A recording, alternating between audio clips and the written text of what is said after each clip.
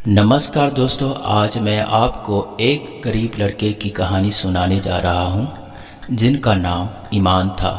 आयु लगभग 16 से 17 साल का था।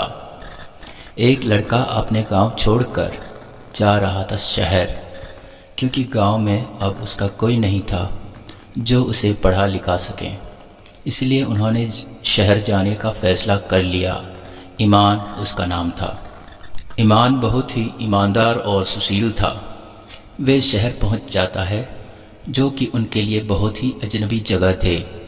फिर भी वह यहाँ रहने का फ़ैसला कर लिया। वहाँ में कई तरह के लोगों को देखने मिलता था। उनके लिए सब कुछ नए थे। कुछ ही देर के लिए सोच रहा था कि मैं यहाँ पर कैसा रह पाऊँगा, पर उनके ज़िद ने उसे शहर में रहने पर मजबूर किया, क्योंकि उसे ये लगता था कि मैं जैसा हूँ, मुझे दुनिया को ऐसा नहीं छोड़ देना है। मुझे कुछ तो करना ही है, भले ही काम छोटे से छोटे क्यों न हो, पर मुझे करना है। तब उन्होंने सोचा, कहाँ जाऊँ, किसके पास जाऊँ? यहाँ तो कोई भी नहीं है जिसे मैं अपनी समस्या बता सकूँ। 2 दिन बीत गए, तब भी उसे कोई काम ना मिला। गांव से लाए कुछ पैसे भी खत्म हो गया। अब कल का क्या होगा ये भी उसे पता नहीं था। लोगों की तरह वो भी सड़कों में सोया करता। अगले दिन की सुबह उनकी नींद खुली तो उन्होंने देखा कि उनके उम्र के एक लड़का गाड़ी साफ कर रहा था और गाड़ी वाला उसे कुछ पैसा दे रहा था।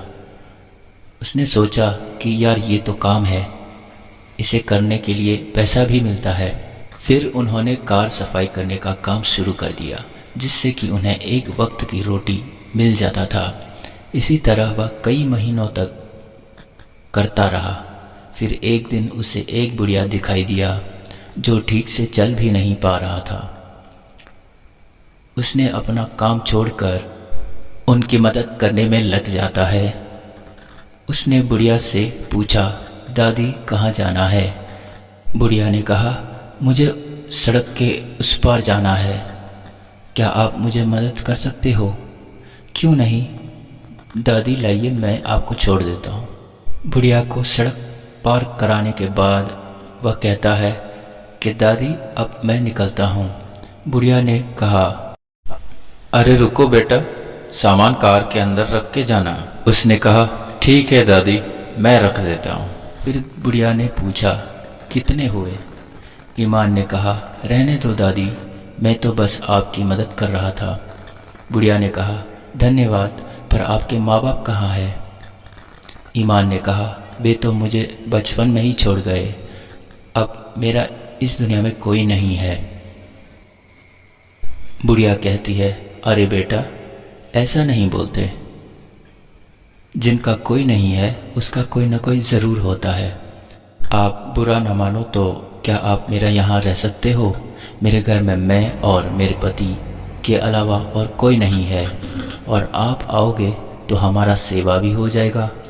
चाहो तो महीने का पगार भी ले सकते हो, और चाहे तो हमारे बोता बनकर रह सकते हो। मुझे तो अभी भी लगता है कि तू मेरा बोता है। ईमान ने पूछा, ऐसे कैसे दादी? फिर बुढ़िया ने जवाब दिया, क्योंकि अभी भी तू मुझे दादी दादी कहकर बुलाते हो। ईमान ने हंसकर कहा, हाँ दादी।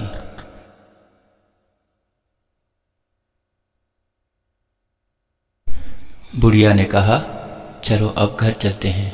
फिर वे दोनों घर के लिए निकल गए। फिर गाड़ी में बैठे बैठे ईमान ने दादी से पूछा, आप दोनों के अलावा क्या घर में कोई नहीं है? दादी ने कहा, हमारे एक बेटा भी है, 20 साल से अमेरिका गया हुआ है, अभी तक लौटे नहीं, और ना ही कोई खबर। उसने कभी फ़ोन ही नहीं किया।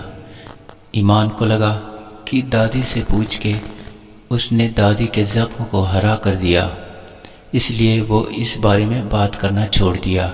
फिर कुछ और बातें करने लगे। बातें करते करते घर पहुंच गया। ईमान घर देखकर हैरान हो गया कि इतना बड़ा घर में दादा दादी कैसे रहते होंगे। फिर दादी ने अपने पति को लड़के के बारे में समझाया। दादाजी ने भी उसे अपना पोता स्वीकार किया। इस तरह ईमान को एक अच्छी परिवार मिला। अब वह दादा दादी की सेवा करने लगे और हमेशा खुश रहे। धन्यवाद। तो दोस्तों, दादी ने इस कहानी में अच्छा किया है या नहीं, कमेंट सेक्शन में ज़रूर बताना।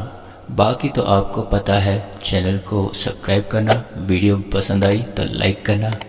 फिर मिलते हैं अगली वीडियो में, तब तक के लिए जय हिंद।